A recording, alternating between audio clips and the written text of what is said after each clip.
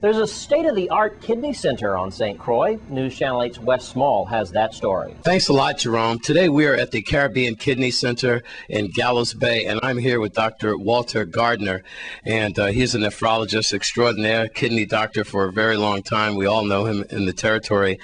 And Doc, we understand that the Kidney Center now is approximately about 5 or 6 years old. Yes, 6 years old. We opened in 2003, March. And your patients here are kind of getting larger and larger by the period, and we understand now that you have at least 4 machines, I believe. 4? No, we have 11 machines right now. You were telling me that you had started. Originally, we started out at Beeston Hill, right, with 3 machines. But we moved here in summer of 2004, and we've grown ever since. We now have a census of some 40 patients. We've grown steadily since we moved here. We focus on trying to provide the best quality dialysis services that we can provide. Each patient's prescription is individually tailored, and I would tell you that we're arguably the best dialysis facility in the territory, if not the Caribbean. Well, we realize that state-of-the-art wise for your technology and your machinery, you have bragging rights on that, but you're also very proud of your staff, that they come here with a huge track record of treating patients with good customer service and good medical treatment as well. You're very proud of your staff. Well, thank you for saying that. I'm glad you noticed that. Yes, we are. We're very proud of our team. We've got a well-trained team from the administration down to the technical people. We've had to bring a few people from the mainland to head most of our departments, but we've also trained a lot of local people as well. Mm-hmm. And the majority of our staff are locally trained people who are doing very well. How important is it, Doc, about kidney function and also about the relationship to hypertension and high blood pressure? And we understand that you're a specialist on both. The two go hand in hand, and of course you also try to keep people off of dialysis as much as possible. You're talking about preemptive care. So could you explain a little bit about that? Well, the 2 biggest causes of kidney failure in the territory, and for that matter in the world, is diabetes and high blood pressure. Mm. And we are very aggressive in our treatment of diabetics and hypertensive patients. We are very proud of the track record we have. We have several patients who were referred to us ostensibly for immediate dialysis, and we've been able to treat them conservatively with medications and kept them off dialysis for a very long period of time before they actually require dialysis. A big emphasis of our facility is to prevent patients from getting dialysis in the first place. Mm-hmm. There are several medications available now, several techniques available, which are afforded to our patients to make sure that their kidney function, at least the progression of the kidney function, is as delayed as possible, so that they hopefully will not require dialysis, and we've been very successful at that. Okay. Well, Doc, we certainly wish you a lot of success. How can people get in contact with you if they have questions about kidney disease, or they have people in their family or friends? How can they? Well, we are always taking new patients. We are accepting new patients all the time. We are available at the 773-3227.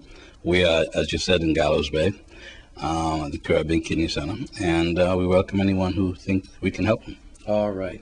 Well, at least you're in there fighting for us with kidney disease and the relationship with hypertension and also diabetes. So continue the good work. And 11 machines now. Or in the future, are we going to be getting more machines because of the addition of patients? Well, we've already expanded our facility to accommodate an additional 7 machines.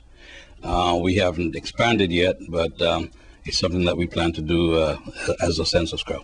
Okay. I know you're very busy. We really want to thank you for letting us invade your practice like this. We know you're right in between patients, and you take them very serious.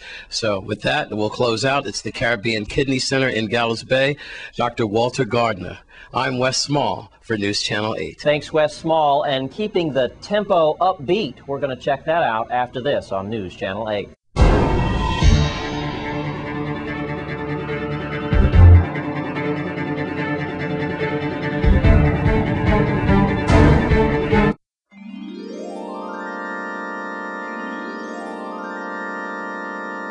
hard to believe it's been 4 years and going strong. I'm talking about the Tempo channel. Now we're going to check out Bogo with more. Thank you very much, Jerome. And of course, you have here Mr. Frederick Morton, Mr. Tempo. Of course, you know, Tempo is returning to the Virgin Islands, to be exact, to St. Croix, and he's here to let you all know what will be taking place in this historic concert that is about to take place here on St. Croix. Mr. Morton, welcome back home. Thank you, man, Bogo. You know, it's good to be back inside your studio. You know, Channel 8 to all of the Virgin Islands Massive, you're my people. You know, I'm from here, right here on Hill Street, all the Hillside Massive. Big up yourself every time. Well, you know, we got the big bad show coming down. You know, Tempo turns 4, and I'm very excited by it. You know, you talked about a historic moment, and it really is a historic moment. We have, you know, the fact that we turn in 4 and the good Lord has blessed us in such a way to see the 4th birthday is a historic moment.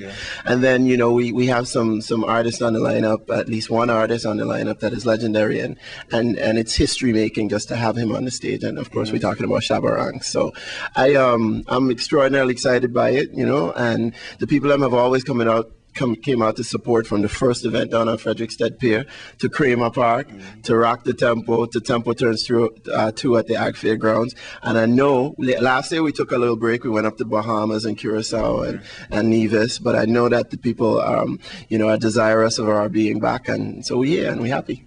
Okay. I mean, tell the people about some of the artists that they should expect to be performing on that night at the Randall Doc James Racetrack. If you don't know, that's the venue.